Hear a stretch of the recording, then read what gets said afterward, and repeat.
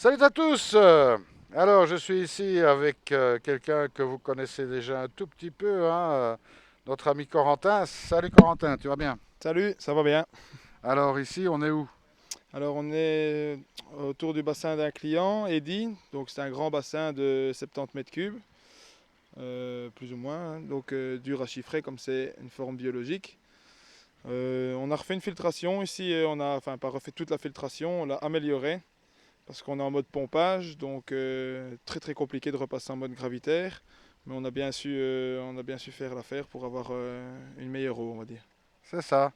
Alors, bon, ce qui est intéressant ici, il y a plein de petites bestioles là qui nagent. Je ne sais pas si on le verra avec cette caméra, mais on filmera avec une autre, il n'y a pas de problème. Donc, il y a un petit peu de surcharge ici. Un petit peu, oui. Donc il va bientôt avoir un tri qui va être fait. Mais bon, comme on a renforcé la filtration avec pas mal de tapis japonais et une bonne préfiltration à tambour, on va dire qu'on a bien amélioré la chose, quoi.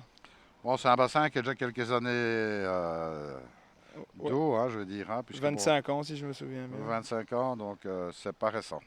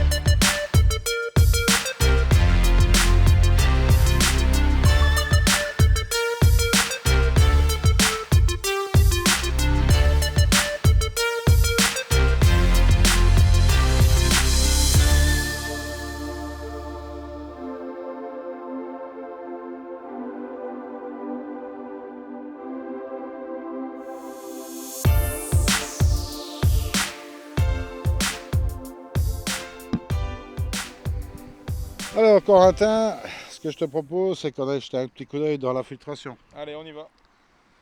Alors ici, on va déjà essayer de pas se péter la figure, mais bon, ça devrait aller. Il y a un escalier qui est prévu, donc c'est plus facile. Alors, on va commencer par le commencement. Il y a ici un nouveau petit chalet qui a été installé. Hein. Tout à fait. Qui abrite la préfiltration. Ceci abrite la préfiltration, donc voilà. On a les anciens UV qui ont été récupérés à gauche, donc on a 2 fois 75 watts d'UV traditionnel. Et alors on a installé 2 tambours Filtro. C'est notre petit best-seller, un bon rapport qualité-prix. C'est ça, hein, c'est un petit tambour qui marche très bien. Il y a Ouais, pas beaucoup de problèmes avec ça. On voit ici le tableau de commande hein, avec un seul bouton. C'est relativement simple. Au tout à plus c'est fait. simple, au mieux ça marche. Petite pompe à air ici. Ouais, donc c'est une AP200, costaud pour bien oxygéner les tapis qu'il y a derrière. C'est ça. Alors, la filtration biologique se compose de deux parties. On va dire l'ancienne partie qui est en fait ceci, qui sont en fait des vortex. Hein. Il y a 4 vortex ici. Hein, Voilà, tu tout peux à le fait. voir. 4 vortex qui étaient notamment, on va peut-être le voir ici, dont une caisse était remplie avec de la pouzzolane Voilà, c'est ça. qui a été retirée. Et bon, tu as changé tout ça en mettant uniquement que du tapis Jap. Ouais, c'est ça, hein. Donc on a du tapis Jap dans tous, C'est ça. dans toutes les chambres ici. Donc, et tu as rajouté ici un cubi. Ouais, Parce que bon, pour des questions, je dirais, de budget un petit peu, on a essayé de réduire au maximum. de budget, de place, de côté pratique en fait. Et, ouais, parce que bon, c'est mine de rien, on rajoute de la préfiltration, de tambours, etc. Bon, ça chiffre quand même encore. Donc en faisant ça, je vais dire, on a une belle petite économie là-dessus. Et voilà quoi, ça marche tout aussi bien. C'est ça. Bon, ici, bon, dans un cubi comme ça, on peut considérer qu'on rajoute 800 litres. Hein. Oui, c'est ça, ouais, plus ou moins 800 litres. Donc ici, on n'est pas sur une concentration, je dirais, de 100% par rapport au volume du bassin, hein, puisqu'on a quoi? On a combien en total à peu près en tapis japonais maintenant? Ici, il faut compter 1,2 mètre cube ici. Oui, ouais, il doit y avoir 2 bons mètres cubes de tapis japonais à mon avis. Ouais, ouais, Mais c'est bon, ça. comme on est sur un bassin qui est assez grand, j'appelle toujours ça l'effet tampon un petit peu, et puis il y a beaucoup de biologie dans le bassin aussi. C'est ça. Donc, ben, ça le fait bien. Donc, Ouais, avec les tambours, évidemment, ça change la vie. ouais, beaucoup, franchement. Allez, je ne vais pas dire que c'est incontournable à l'heure actuelle, mais comme ils se sont démocratisés maintenant, je pense que beaucoup de gens devraient se tourner petit à petit vers ça pour préfiltrer, c'est vraiment très intéressant. Belle petite vue ici sur le bassin en longueur. Hein, on va essayer de faire le tour par là-bas. Ouais, Comme ça, on aura fait le tour du propriétaire, je dirais. Enfin, il y avait de la place. Ici, on avait 2 cuves qui ont servi dans le temps, mais qui ne servent plus. Hein. non, non, je ne sais plus exactement ce que c'était. Donc, voilà, bassin implanté. Hein,